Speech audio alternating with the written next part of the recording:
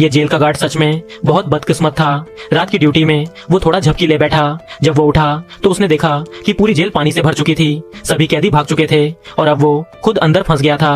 गरीब आदमी घबराकर इधर उधर देखने लगा। तभी उसकी नजर मेज पर रखी एक चाबी पर पड़ी। उसे लगा जैसे उसकी जान बच गई। उसने झट से अपनी बेल्ट निकाली और चाबी तक पहुंचने की कोशिश करने लगा, लेकिन सहारे के बिना टेबल हिलती जा रही थी। जितना भी वो कोशिश करता सब बेकार था। जब वो लगभग हार मानने वाला था, उसने बेल्ट फेंकी और वो ड्रॉर में फंस गई। अब टेबल को सहारा मिल गया। उसने धीरे धीरे टेबल को अपनी तरफ खींचा और आखिरकार चाबी उसके हाथ में थी।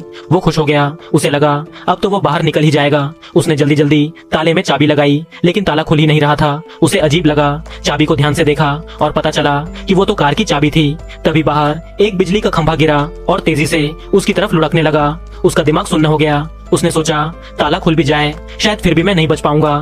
फिर उसकी नजर ऊपर लगे वेंटिलेशन पाइप पर गई, लेकिन पानी लगातार बढ़ रहा था। उसकी हाइट कम थी। वो चाहे जितना कूदता पाइप तक पहुंच ही नहीं पा रहा था। आखिर में मजबूरी में वो पानी के अंदर गया।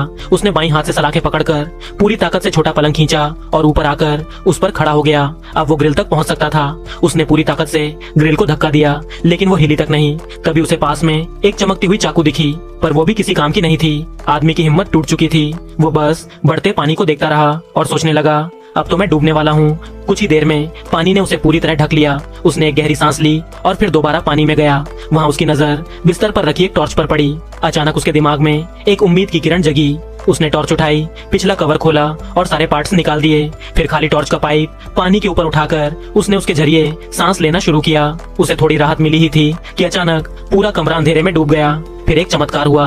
ऊपर लगी धातु की ढक्कन धीरे धीरे खुलने लगी। एक औरत अंदर झांक रही थी। उसने झट से चाकू निकाली और ग्रिल के स्क्रू खोलने लगी। आदमी की आखिरी सांसें चल रही थीं कि तभी वो औरत ने ग्रिल पूरी खोल दी।